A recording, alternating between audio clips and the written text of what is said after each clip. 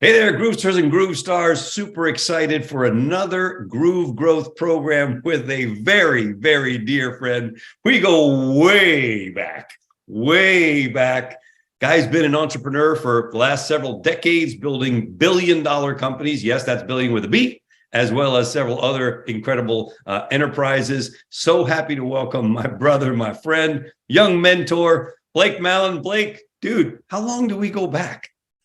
I love it. I every time I hear your voice, Ridge, and see your face, it makes me smile. I know you can't see it right here from the camera angle, but I'm in my home office here at Pacific Palisades, and right to my right are my bookshelves, and I have one shelf full of leather journals. And I think if I were to pull like the first ones, right, from like 22 years ago, the first couple, I think they're full of Ridgely Goldsboro notes. So we go, I think it's got to be like 20, 21, 22 years way back. But I love that we're reconnecting today. Me too, man, for sure. And you've had obviously an incredible run.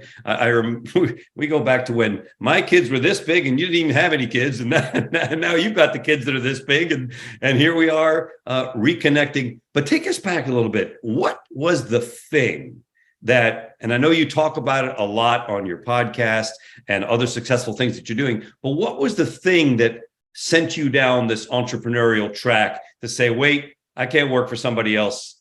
I got to do my own thing? Oh man. So we're going to rewind the clock. Well, thank you for having me on this conversation. First and foremost, it's an honor. I love seeing you and the impact you've made through the last couple of decades. And I love seeing you're making the leap into the podcasting format and YouTube. I think it's going to impact a lot of people. So honored to be one of the first guests. Rewind the clock. So we're going back a couple of decades. So yeah, I mean, I've been down the entrepreneurial path now for the last 22 years, and it was not the path that I thought I was going to end up in. And Ridge, you were there in that kind of transition phase. And I know kind of before we started talking here, recording, you were saying hi to my family and where my parents are at, who are actually in town right now. But, I grew up, as you know, kind of the opposite of what you might think is kind of an entrepreneurial environment. So both my parents, whom I love dearly, they were great parents, awesome, supportive parents. But, both of them were public service, right? So my dad was a career law enforcement. So law enforcement, all his life. And my mom, a career educator, teacher, counselor, principal. So yeah, I grew up in a household where my parents were a cop and a principal. So like ultra in the box, and nowhere was like the concept of being a business owner or being an entrepreneur or doing your own thing I could ever recall as far back, in the household. And we all know that's not something, I came up in the public education system here in Southern California. That's not something that gets introduced, within those walls. And it didn't happen until I was in college. I was a freshman in college down in San Diego. I was 19 years old, where I fell in to the idea actually through personal growth. I got turned on to the, call it personal development, personal growth industry. And back then it's funny because you've been a key part of that world for a long time. It's been interesting watching just the evolution of that category, because back then you had to go, to what was a really small section of the bookstore. It was like a couple shelves on a bookstore, or find yourself, I'll date myself here, find yourself some VHS and cassettes. I started there, and then audio CDs. Yep. But yeah, it was actually the education I fell in love with first. I did well in school, but I can't say I loved it. I learned how to play the game and run the motions and get the score. But it was really diving into like personal growth, personal development, financial literacy, stories of entrepreneurs that I read, and I enjoyed. I wanted more. And you, of all people, know you can only kind of put yourself in that world for so long before it like changes the way that you think, changes the way that you approach different things. So I guess to answer your question, it was probably the education component that it kind of sucked me in. And you and I both know, like once you go to that side, you can like never go back. It like ruins you from ever going back. But yeah, it's been an awesome couple decades and an amazing journey so far. And you're so right. It's kind of like This is a weird analogy. I don't know why this came in my head, but I did the walking on broken glass thing, and they had to build it all up, and you got to get over your fears, and you got to do this. But then you walk on broken glass, and it's nothing. It's like walking on a little bit bunch of pebbles. You can't be afraid of walking on broken glass again. It's like you can't rewind when you have this new paradigm in your brain. Well, suddenly it doesn't make any sense to work for other people when you can work for yourself, building your own dreams. But before we get to the successes, tell us a little bit about the early days. What were the challenges that you faced in those when you were hitting that 19, 20, 21? I'm not sure. I came in there somewhere in that space to hang and play with you guys. But what were your early challenges? What were the stuff you had to get over to get to the other side? Oh man, it's the same thing we all go through, right? And having worked with a lot of entrepreneurs kind of in my traditional or existing career and path, I can say it's common, right? It's common patterns, it's common trends that all of us making the leap into entrepreneurship end up going through. And I was no different. I remember graduating college, and I graduated college early. I went to a top university. I think it was like top 6 university at the time academically. And I graduated with degrees in political science, emphasis in public law, minor in psychology, cum laude, right? Latin honors. I did it in 3 years, like really following that script or that resume. And I remember being at a party at my parents' house, kind of celebrating the fact that I, finished school. And I remember very distinctly one of my best friend's parents who came up to me and asked, like, well, you graduated, right? What are you going to go do now? The same question everybody asks, right? When you finish your educational career, the whole world asks the exact same question. Okay, you're done. Congratulations. What are you going to go do now? And I'm sure they thought like I was going to go to some law school, because that was kind of the path I thought I was supposed to follow, or work for some firm or do some next step of internship. And, I remember that moment standing in my parents' backyard, Ridge, where I looked at him. I said, well, I'm going to start a home-based business.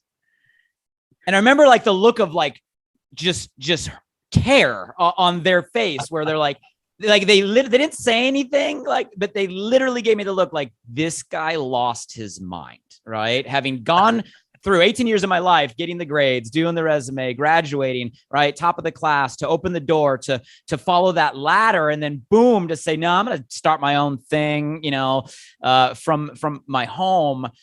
But I use that story because it's so vividly imprinted like in my mind as one of the early examples.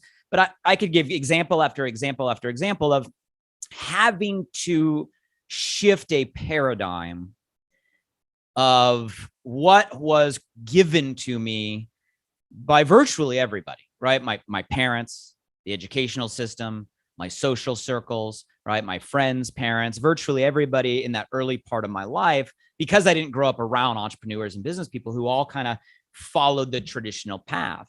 And it was tough, Rich. That was probably one of the earliest things, right? Going against the grain, right? Mm-hmm. Going against the programming that we're taught from such a young age of how to fall in line, how to, fit in, how to, go build the resume, go get the job, how to, go work hard, right? All those, that script, so to speak.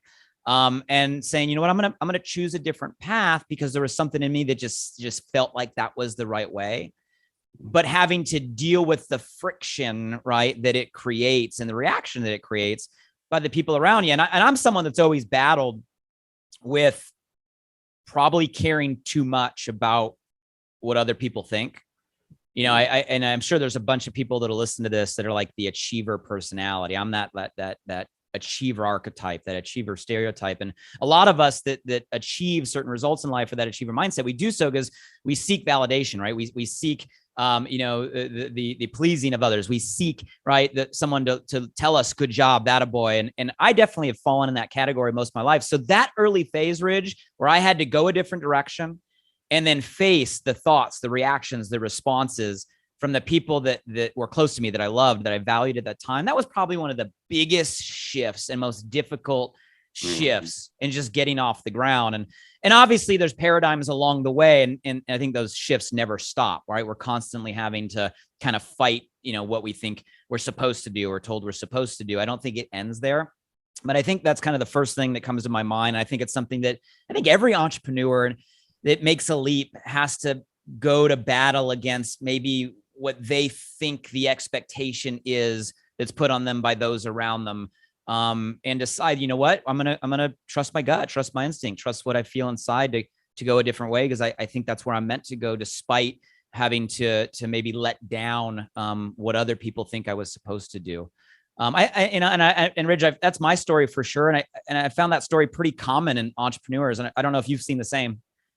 Yeah, for sure. And I wanted to touch base with you, of course, and we both have had the pleasure of coaching and mentoring a lot of people. So how do you help, or how have you been able to help other budding entrepreneurs who are up against that wall, if you will? They're up against that wall of disbelief or doubt or fear or peer pressure or whatever. But they come to you and they say, Blake, you're doing it.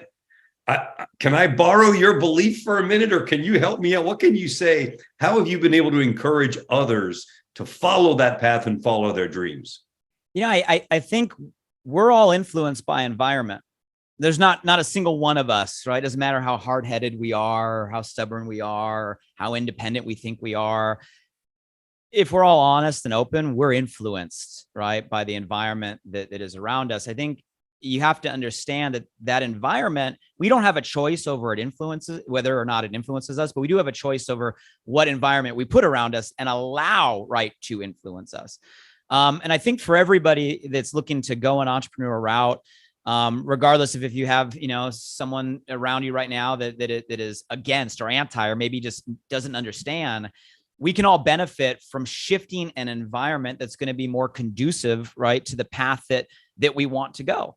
And what I mean by that is you can shift your environment. Yeah, physically, right? I mean, find people around that are already on that path, right? Find a social circle that are entrepreneurs, that want to become entrepreneurs, that are thinking the way that you think. Find mentors, right? Ridge, you were one of the first people that entered to my life at a very transitional season of my life that, I would put in that bucket of a mentor that helped me affirm, right, that I wasn't crazy, that I was going the right way. So I think it can come with real proximity, and you can find real proximity. There are ways to find people around you, right, that can help support the path that you're going. But what I love about today, and this is more accessible today than we'll date ourselves, right, than when I was kind of going through that season of life, is like proximity today is easier than ever before, because we're literally connected to the world, right, with the palm of our hand.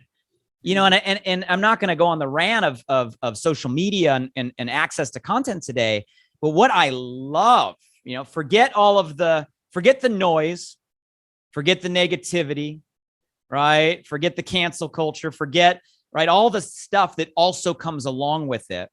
There's two sides of the coin. The positive is you can find what you're looking for. And you can access today mentorship and proximity and thought leaders in any format you want, right? Whether it's on Instagram or on TikTok or on YouTube, and they can be an environment around that helps you make that shift. And like I said, that little bookshelf, right, or a couple bookshelves in a bookstore, or having to find the VHS or the cassette or the CDs to get access to this type of thinking. Like today, you can literally find it on demand 24/7, virtually limitless, from the best of the best all around the world, and find the things that resonate with you. So I think, to answer your question maybe more succinctly, I think we are all a product of our environment. Fact. It's just a question of, is your environment one of default, one that's given to you? Or is it one of design, one you are choosing every single day? And I think we need to choose a proximity of people that we're physically around.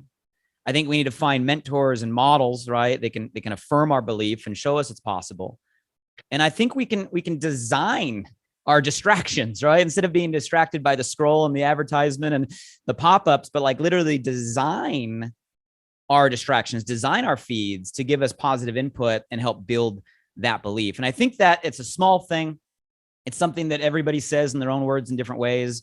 but it's in everything. Because if you don't shift your environment around you to support the belief system and the references of where you want to go, you're constantly going to have that inner doubt, that inner dialogue, right? And constantly going to be fighting, right? An additional belief system. So, and the great thing, Ridge, is you and I both know, like, that's easier to do today than ever before. And I think that's why there's such a rise of entrepreneurs and creators and, in the gig economy, and so many people going this direction, is it is more accessible than it's ever been.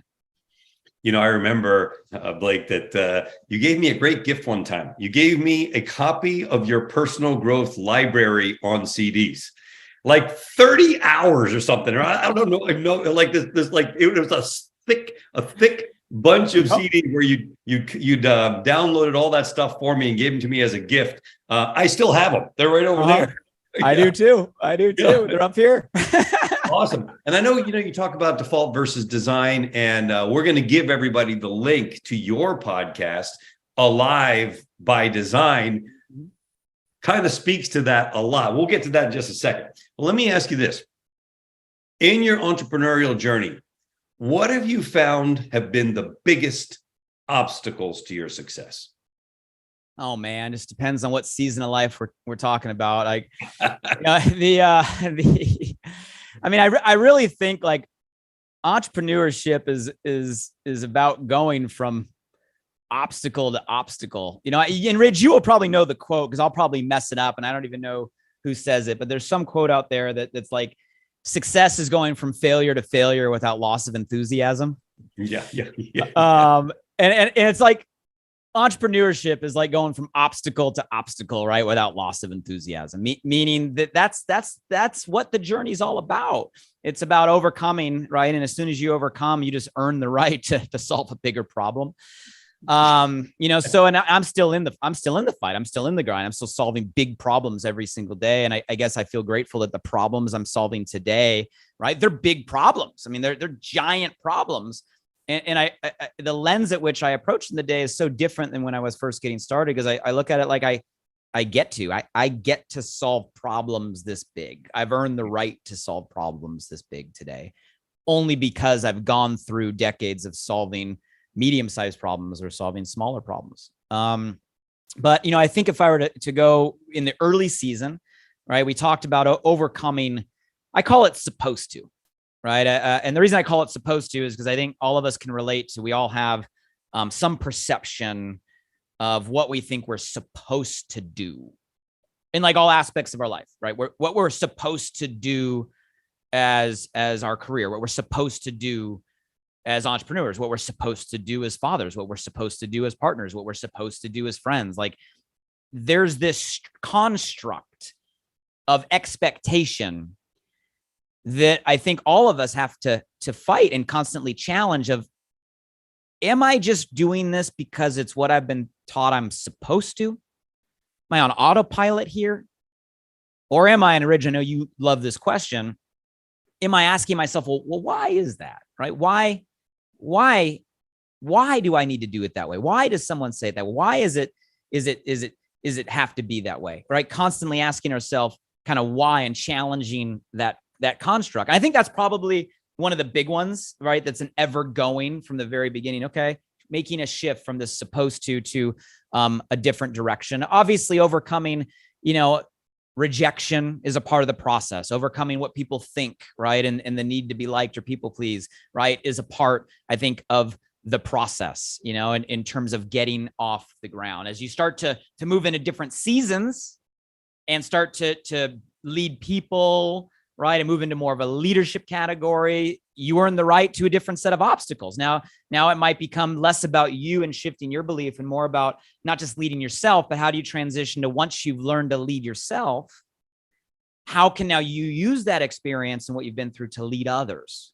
And I think that's like a second shift, going from leading yourself to like leading others. And that's a whole new set of learnings and opportunities, and obstacles along the way. And Ridge, we can look at the direction of just what's going on the macro world. Obviously we've all had to navigate different things the last couple of years than any entrepreneur in existence of humanity has had to navigate. Right. So I think there's obstacles that come with what's going on in the world, what's going on in your sector, what's going on with people, like where people are at today. So I know that's kind of a broad answer, but I think it just depends on what season of life we're in. And for me, it's constantly going from, season to season and growing the level of problems that I get to solve, but taking that perspective of looking at it like, okay, right. Once I get to this point and learning how to solve these problems, now I earn the right to move on to bigger problems, and getting rid of the belief that having a problem to solve is a bad thing. Mm-hmm, mm-hmm. And understanding that that's just normal. That's just life, right? It's not about getting to an end. It's about learning how to grow within. And I think shifting the paradigm on how you approach obstacles or challenges along the way better prepares you for whatever comes next. So how would you answer this about entrepreneurs? Entrepreneurs have poor memories about their failures and an underdeveloped sense of fear. I love it. It's probably very true of all the greats, or all the ones that even just stay in the game, stay in the game. Right. I think that's great. And I get the spirit of it, right? You got to be willing to move from failure to failure. But I don't think you want to have a poor memory of them. Right. And what I mean by that is, let go of the negative energy or negative emotion or getting stuck in the past, because so many people get stuck on, okay, hey, because I fell down, that means I'm not going to be able to get up again, or this happened. I'm a loss of morale where I go. So I understand the spirit of it, but I also think we got to learn from the mistakes we make, right? We got to learn from our failures. And Ridge, not to get like on a spiritual level or like a universal level, but at least in my life, I found when I don't get the lesson, the world just has a funny way of smacking me upside the head with it again and again and again and again until it's like, boom, you get it this time, right? So it's like you got to go through the lessons, and you got to be aware of the point of you going through that to grab something to go to the next level. Otherwise, like, life won't let you progress to the next level. You're going to get forced to learn the lesson again. So I think it's keep the enthusiasm and the spirit and the hope and the faith, but also be strategic. Like learn why you're going through that and the gift that it's giving you, so you don't have to repeat all of that as you move on from point to point and obstacle to obstacle, for sure. But that comes with some experience and some wisdom. And when you get your butt kicked enough times, you start to learn to look at it a different way. You'll laugh at this, man, but I get this weird. I learned about this program at DePaul University in Chicago on global citizenship and value creating education. I'm like, that sounds cool. I haven't been to school in a while, like a long time. Mm-hmm. So last December, I just got a master's degree in global citizenship. And I got to tell you one thing, I clearly had a poor memory about how hard it is to get a master's degree. Okay. That's amazing. Sounds like a fun topic. Sounds like a useful one. It was, man. It was all about the world's philosophers. Where do the boundaries end? What strategy do we have for dialogic engagement? All those kinds of things, how great philosophers think. But it was also like 500 pages a week of reading and whatever. I'm exaggerating, but it was at least 100 pages a week. 1,000-word, essays were commonplace. And I was like, God, man, this is a lot of work, especially for a guy who was only doing it for the pure love of education. No desire to become an educator, even though I now have a master's in education. No, I just wanted to learn. What does it mean to be a global citizen? Took me 4 years, by the way. Yeah, congratulations. I don't think I've ever heard anybody that has a master's in that category. So leave it to Ridge. There you go.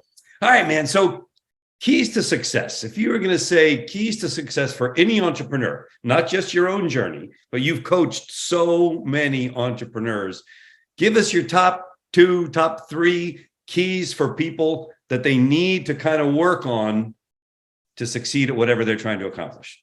Yeah, I mean, it's a great question. It's a loaded question. Maybe I'll give a different answer than you have heard. I think it starts with faith. I think it has to start with faith, and I'll qualify that because that's one of those words that can mean a bunch of different things, right? To a bunch of different people, depending on the context. And I won't go down, like I said, a spiritual or religious context, but if that's your belief system, that's your belief system, and that's amazing. But I think you gotta have faith that there is a better way. I think you got to have faith that you're here for some reason other than just like happenstance. I think you got to have faith that everything you've been through and everything you will go through has to have some purpose or be by some design. Like this isn't just randomly bouncing around day to day or life to life, getting blown by the wind. Like you got to have faith in some bigger picture. And not only faith in a bigger picture, but faith in a bigger picture that has a vision of you in that picture. And I think that's true for everybody. You know, I couldn't imagine waking up every day and not having faith that the best days are ahead of me, right? Not having faith that, hey, I'm here to do something, right, meaningful for somebody. Not having faith that, hey, everything I've gone through, not just the victories, but the wounds, the scars, like the tough stuff, is building in a direction. Because if you don't have faith, you're not going to have the energy. You're not going to have the fortitude. You're not going to have the resilience. You're not going to have the attitude to do anything else. So I think you got to have a faith. You got to find your faith. And again, that can mean a bunch of different things. And I'm not here to prescribe what that means to you, you know, depending on what your belief system is, where you come from, what's around you. It can be anything that works for you. But I think it starts with a faith in a bigger picture for you and what you can do for others. I think once you have the faith in a direction, I think there's got to be some commitment to better, to like constant improvement, to growth, whatever term you want to use. I think that's built into our DNA as people. I think as people, we were created, right, to constantly grow ourselves, challenge ourselves, progress ourselves, like get better in some way. You know, I know we've all probably been around people in our life that maybe it's an age or maybe it's a certain season of life or they had a certain transactional event. But we've all been around people where they get to a point in their life where it's like it's almost like they give up. They like, and when I say give up, I mean they give up on trying to be better. No, this is just how it is. This is just how I am. This is how whenever I start hearing language of this is just me, this is how I am. And you literally start to see people stop or refuse of evolution of themselves. I think it's the beginning of the end. You watch how fast people decline when they no longer have something to strive for and thrive for and improve on. And it doesn't have to be an age thing, right? I mean, I've seen people in all different, you know, decades of life that have gone through periods where it's like they just gave up on being more, becoming more. So I think there's got to be some commitment to growth, and it doesn't have to be monumental. It doesn't have to be like you're perfect in everything. It doesn't have to be like, boom, if you know you're not amazing today, you give up. It just has to be like a little bit better every day, like 1% better every day. Like today, you're a little bit better than yesterday. And I know that kind of speaks to the challenge we all have today of comparison. You know, the negative side of being in front of our screens all day long and access to the world is it's very easy to slip into comparing where you're at to where somebody else is at, or it's not even true, where you're at to where you think somebody else is at based on their best description of their Instagram or TikTok feed. But it's not about that. It's not about using somebody else as your measuring stick or litmus stick. It's about pursuing your own better every single day. You, and only you know. You don't got to tell anybody. You don't got to report to anybody. You don't got to post it on your TikTok, right? It's not about showing the world. It's about you knowing that you are doing what it takes to get better today than you were yesterday and what you want to get better at. Your business, your skill, right? Maybe your relationships, right? Maybe you want to be a better partner. Maybe you want to be a better dad. Maybe you want to be a kinder person, right?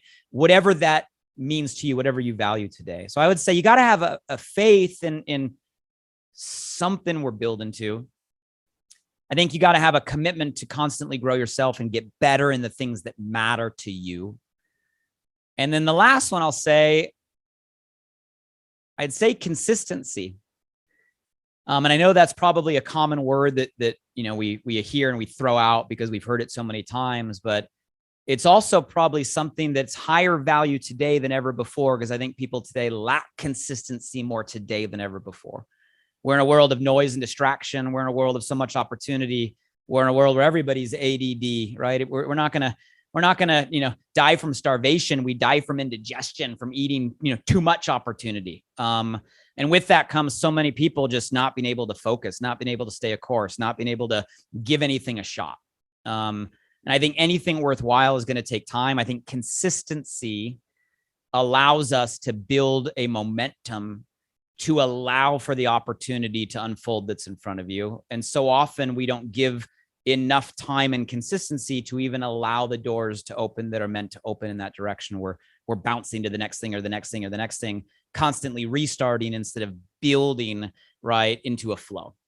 So there's other things, Ridge, that would come to my mind, but I think like no matter who you are, what path you're on right now, I challenge you to ask yourself, like, do you have a faith in where you're going and what you're meant to do and the impact you're meant to make, and that it's for some reason, right? That you're here. Like, is that faith really there? If not, what can you do to build that? Are you committed to getting better every single day? And what does that mean for you? What do you want to get better in, right? What is it you want to challenge yourself to be better than yesterday? Forget comparing everybody else, you and only you versus you. And are you giving yourself consistent? When I mean consistent, like we're talking habitually, daily, right? Weekly, monthly, yearly, right? As long as it takes. I think, Ridge, you were the first person to tell me this quote, and I use it all the time. Well, how often do you go? When do you stop? Right? How long do you got to keep going? Until, right? You go until. And I think that's the ultimate consistency is, well, yeah, consistency until what? Until you get to where you want, until you check it off the list, until you accomplish what you set out to do, until you make the impact you want to make, until you build whatever you're building, until you create whatever you're creating. You go until, and if you do those three things, have faith that it's there, get better every single day, and stay consistent at it over and over and over and over and over again, those three things by definition will get you to where you want to go, because it'll allow you to figure out the rest. So, I mean, those are the things that kind of popped to my heart when you asked that question. So a follow-up to that, and I couldn't agree more. And by the way, got to give credit where credit is due. Brother Jim Rohn, when it came up, how long should you keep trying? Until Jim Rohn. So that's where I got it. So I passed it. I heard it from you, so you get the credit.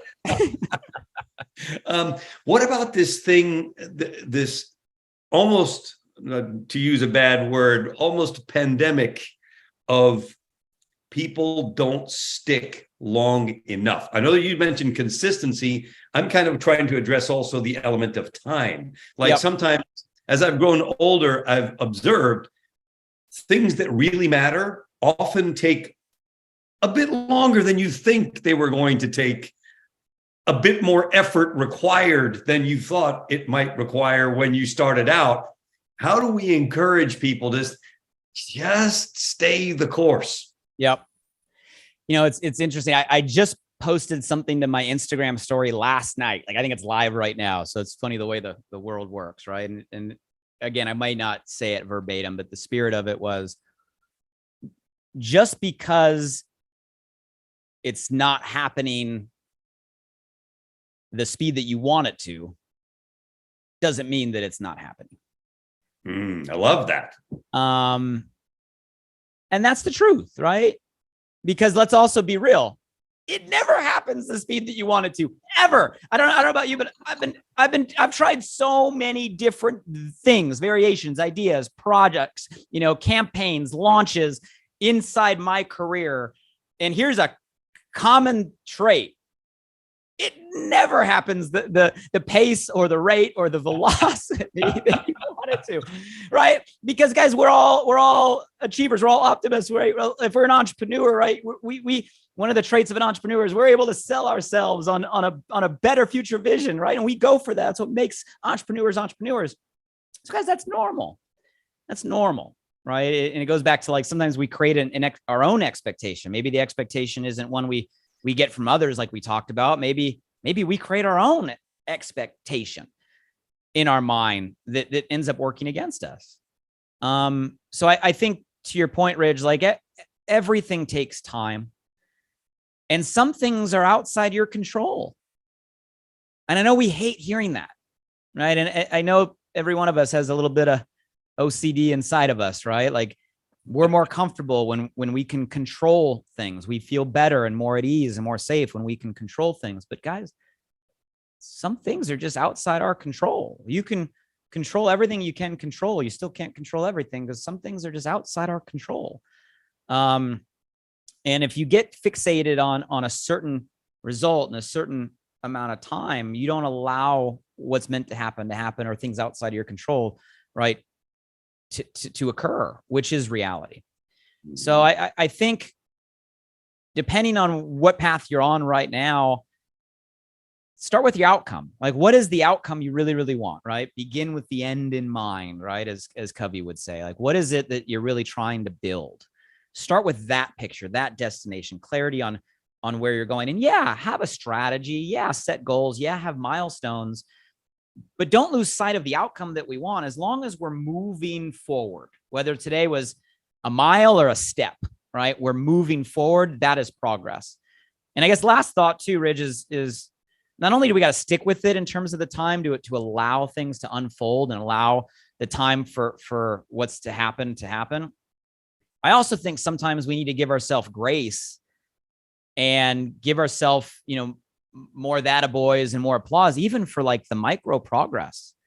So often if we don't hit the grand slam, right, we don't acknowledge the base hit, right? If we don't, don't have the touchdown, we don't acknowledge the fact that we moved a yard. Like, some days you might score, some days you might move a yard, but at least you're moving forward.